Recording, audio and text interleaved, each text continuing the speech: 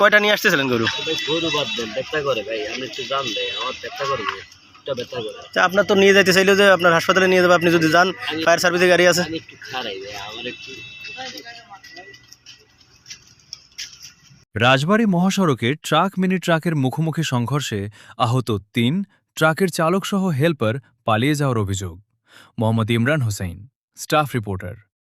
ঢাকা কুষ্টিয়া মহাসড়কের স্থান রাজবাড়ী চন্দনী বাসস্ট্যান্ডের ১ কিলোমিটার পশ্চিমে। ট্রাক ও গরুবাহী মিনি ট্রাকের মুখোমুখি সংঘর্ষে চালকসহ ৩ জন আহত হয়েছেন। আহতদের উদ্ধার করে রাজবাড়ী মেডিকেল কলেজ হাসপাতালে ভর্তি করা হয়েছে। দুর্ঘটনার পর ঢাকা থেকে আসা বড় ট্রাকটির চালক ও হেলপার ঘটনাস্থল থেকে পালিয়ে গেছেন বলে স্থানীয় প্রত্যক্ষদর্শীরা জানিয়েছেন। মঙ্গলবার ১৮ আগস্ট দুপুরের দিকে রাজবাড়ী চন্দনী বাসস্ট্যান্ডের প্রায় ১ কিলোমিটার পশ্চিমে ঢাকা কুষ্টিয়া মহাসড়কের ওই এলাকায় এ দুর্ঘটনা ঘটে।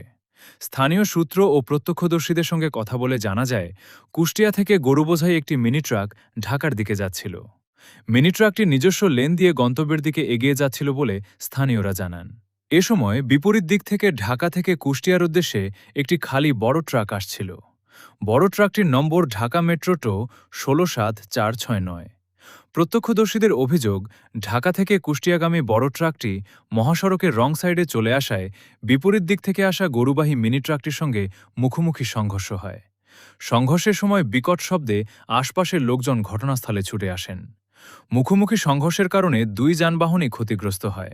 বিশেষ করে গরুবাহী মিনি ট্রাকটির সামনের অংশে ব্যাপক ক্ষতি হয়েছে বলে স্থানীয়রা জানিয়েছেন। দুর্ঘটনার পর মিনি ট্রাকে থাকা চালকসহ ৩ জন আহত হন। স্থানীয় লোকজন দ্রুত আহতদের গাড়ি থেকে বের করে আনেন। পরে তাদের দ্রুত চিকিৎসার জন্য রাজবাড়ী মেডিকেল কলেজ হাসপাতালে নেওয়া হয়। বর্তমানে আহত ৩ জনই সেখানে চিকিৎসাধীন রয়েছেন।